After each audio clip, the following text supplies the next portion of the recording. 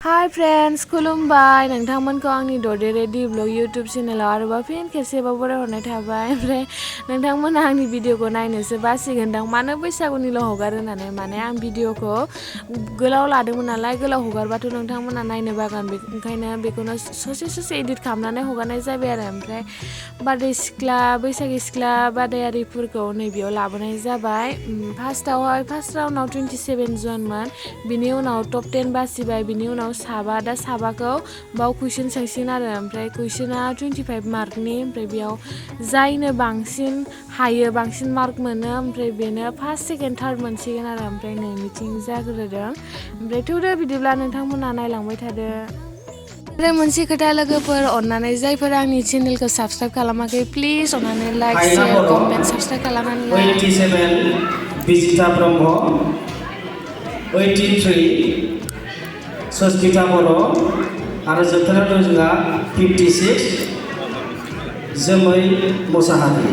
बिथांमोनानो टप 5आव देरहासार जानो हादों। दा बिथांमोननियाव जोङो सोंनाय फिननाय मोनसे बानायनाय दंबावो, बेखौ दा बे सोंनाय फिननायखौ जोंहा सायख'गिरि बिथांमोनानो सोंगोन। आरो बे मोनबा कुइसन दंखायो, बे मोनबायाव बिथांमोना बबेखौ बोयो बा बासिनानै लायो बेवहाय जोंहा सोंनाय दङ।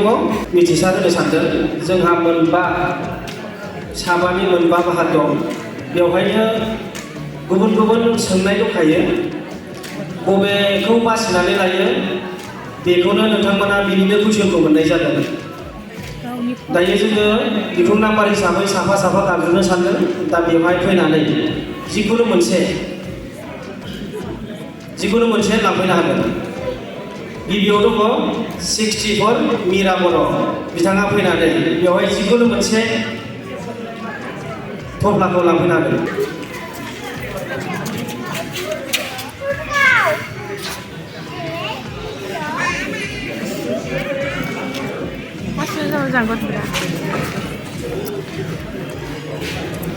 नोंथांनि सोंनायखौ जिहेतु बाहेरनिफ्राय रावबो फिननायखौ हरा, बेखौ आफादनिफ्राय खावलायनाय 25 जागोन। जे मोनबायावहाय जुदि गासैखौबो हाजों 25 मोनबाय, बेनि उनाव मोनसे मोननै हायाब्ला बे मार्कसा खमायगोन। दा बिनि गेजेरावनो फार्स्ट सेकेन्ड बासिनाय जासिगोन।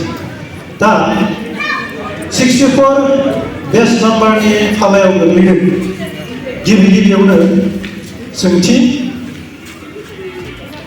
बर' थुनलाइ आफादनि जोनोम सान एबा गायसन साना माब्ला?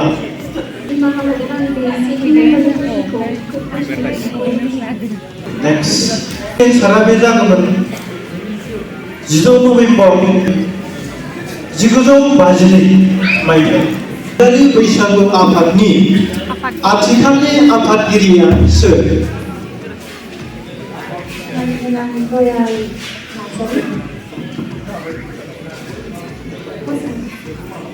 1% कुइसनखौ एन्सारखौ हाबाय, कमप्लिट जाजोबासै। दा बेवहाय जोङो टाइटेला नार्जारि नङामोन, मानिजाथाव बिथांनि दयाल बसुमतारी। 3 नम्बर कुइसनाव दङ 100 सानजाब 1 समान बेसेबां? कारेक्ट एन्सार। 4 नम्बर कुइसनाव दङ, जोङो थाब थांनो नागिरबाय, BPF नि आबुं सोदोबफोरा मा? रं एन्सार। दा बड'लेण्ड पिपल्स फ्रन्ट, दा 5 नम्बर कुइसनाव दङ बर'नि मुंदांखा मोसानायनि मेथाइ बागुरुम्बाखौ रोजाबनांगौ। बागुरुम्बा हाय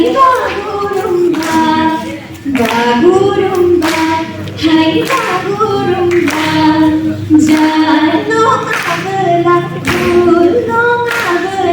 बागुरुम हमनानै बांनानै लागौमोन हाय लागौमोन जानो माबोला माबोला हागोरोम हमनानै बांनानै लागौमोनथां हाय लोगो लागौमोनथां बागुरुम्बा हाय बागुरुम्बा बागुरुम्बा हाय Bagurumba That's it. The next बिथांनिसिम साबायखर बावनाय थाबाय दा जोंहा नैथियाव फैगोन बिखुं नाम्बार 79 हायना बर' बिथाङाबो नैबे कुइसननि थफ्लाखौ मोनसे बोनानै लानांगोन बर' थुनलाइ नेहाथारिया सोर मिथिया फिननायखौ होनो नाजाबाय आं आथिखालनि नेहाथारिया जोंनि डिस्ट्रिक्टनिनो अदालगुरि डिस्ट्रिक्टनिनो मानगोनां मुस्रि नीलकान्त गयारि 2 नाम्बाराव सोंथि दङ इंराजि हांखो DORBA अर्थात दरबारनि आबुं सोदोबा मा मा मिथिया जाय जेराव मोसादो बे आफादनिनो मुं दुलाराय उदालगुरि रंजालि बैसागु आफाद 3 नाम्बार सोंथि BTR नि आबुं सोदोबफोरा मा मा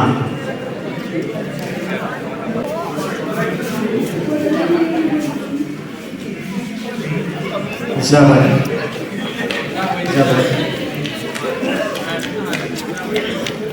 दायो गिनो नाङा 3 नाम्बार 9 सानजाब 8 समान बेसेबां आरो खनसेयाव सोंबावबाय आयदायाव जों 72 राइट एन्सार 5 नाम्बार बर'नि मुंदांखा मोसानायनि मेथाइ बागुरुम्बा हाय बागुरुम्बाखौ रोजाब बागुरुम्बा हाय बागुरुम्बा बागुरुम्बा हाय बागुरुम्बा माबोला माबोला हागोरोम हमनानै बांनानै लागौमोनथां हाय लोगो लागौमोनथां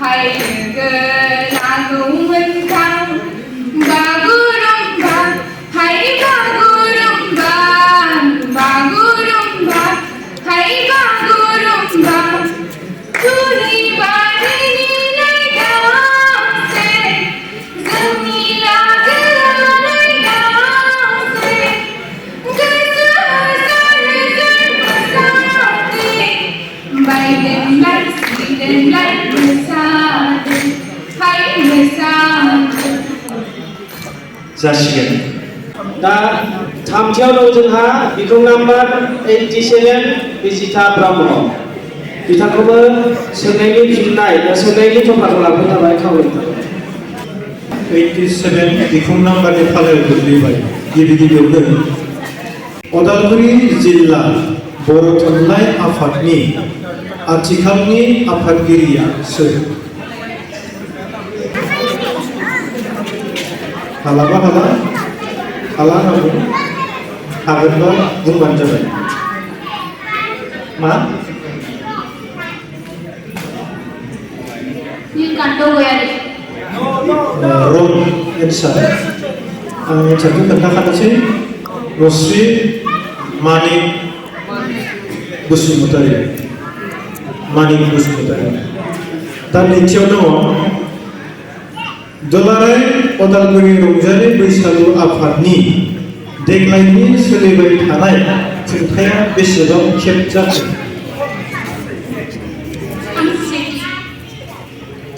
कारेक्ट एन्सार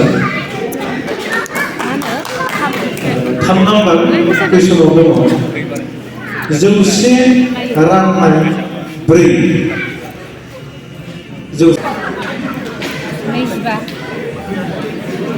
नैजिबा correct answer. Follow question. NDFB ni abung sodomfोरा मा? दा बिनि एन्सारखौ आं होनोसै नेशनल डेमोक्रेटिक फ्रन्ट अफ बर'ड दा लास्ट नम्बर बर'नि मुंदांखा मोसानायनि मेथाइ बागुरुम्बा हाय बागुरुम्बा मेथाइखौ ससे रोजाबथारै खावलायबाय बागुरुम्बा हाय बागुरुम्बा बागुरुम्बा हाय बागुरुम्बा जादोंआबोला खुनोआबोला हाबुरुम हमनानै बांनानै लादोंमोनखा हाय लोगो लादोंमोनखा बागुरुम्बा हाय बागुरुम्बा बागुरुम्बा हाय बागुरुम्बा बेयावहाय सोदोबाबो एसे थालांबाय सुराबो एसे थालांबाय सोदोबखौ एसे बुंनांगोन बेयाव जोङो मार्क्सखौ एसे मिलायनानै होनांसिगोन दा नोंथांनि जे सोंथि बे सोंथि 83 सुस्मिता बर' बिथाङाबो सोंनाय थफ्लाखौ 83 बिखौ नाम्बार सुस्मिता बर' आथिखालनि आफादगिरिया सोर बर' थुनलाइ आफादनि आथिखालनि आफादगिरिया सोर हालाना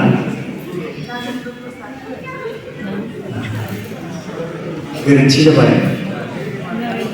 डक्टर शरद नार्जारि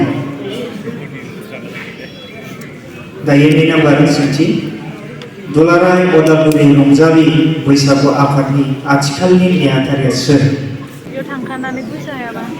मिथिया नोंनि खाथियावनो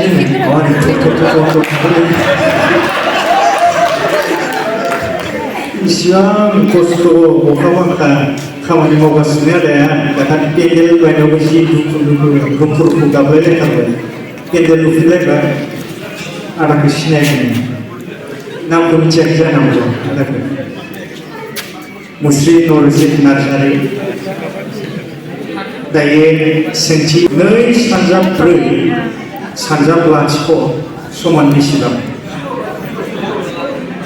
हयथ' बेखौ हाइ स्कुलाव फरायना मोना बेसेबां 0 जाबाय दायो 4 नाम्बार UPPL नि आबुं सोदोबफोरा मा हाला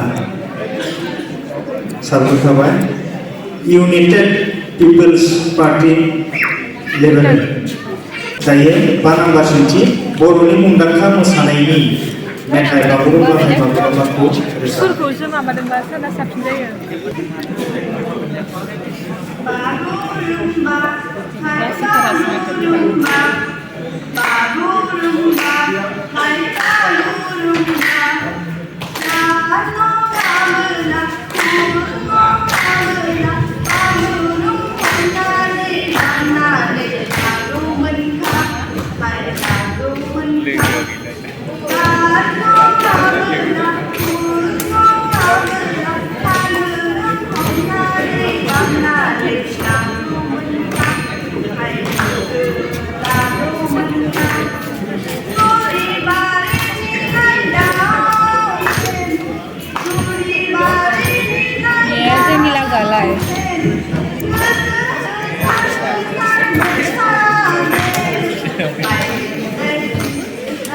जाबाय मोसाग्रा नालाय मेथाइ खननायखौ एसेबां प्रेक्टिस गैया खोमा गोजोननाय थाबाय साबायखर बावबाय दायो जोबथा सासे दंबावो बिथांनि बिखौ नाम्बारा जाबाय 56 53 जोमै मोसाहारि 56 बिखौ नाम्बार 56 जोमै मोसाहारि बेस्ट लाक बावलांनाय थाबाय गिदिर नामा हा गिनानै एकदम गोसोखौ गोरा खालामनानै फिननायफोरखौ होनो नाजादों। सेथि सोंनाया बेनो उदालगुरि जिल्ला बर' थुनलाइ आफादनि आथिखालनि नेहाथारिया सोर? बिथाङा हायासै, आं बुंना होनो नागिरदों जों बयबो मिथिना लानाया मोजां। मुस्रि पितर गोरा खुंग्रा दैमारि। मुस्रि पितर गोरा खुंग्रा दैमारि। गोसोआव लाखिगोन रायजोफोराबो लोगोसे बादायारिफ्राबो।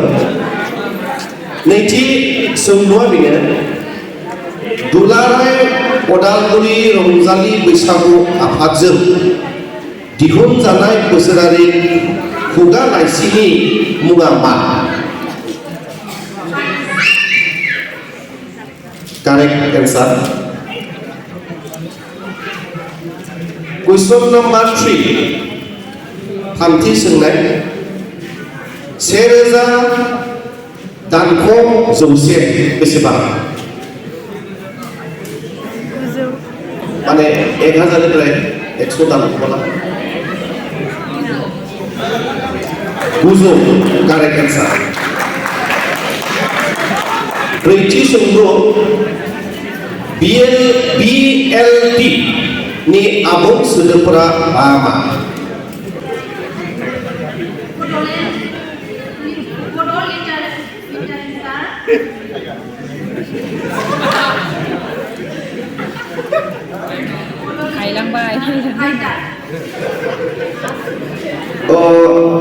फिननाया रं जाबाय।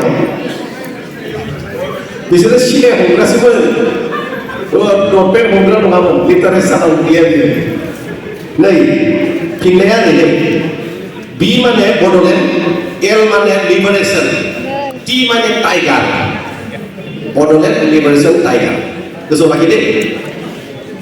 बाथि सोंलु जोबथा खोब गोसो होनानै फिननायखौ हो।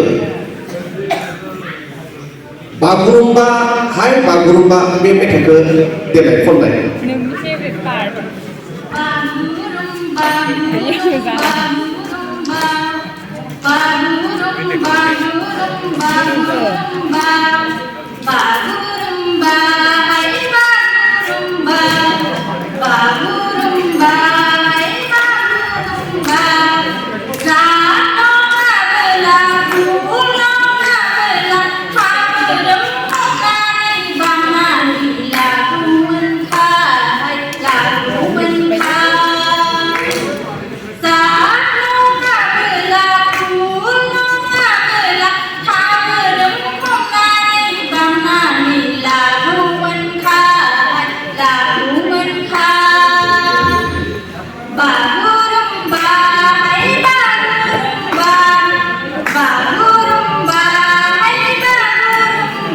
जाबाय थांनो हासिगोन।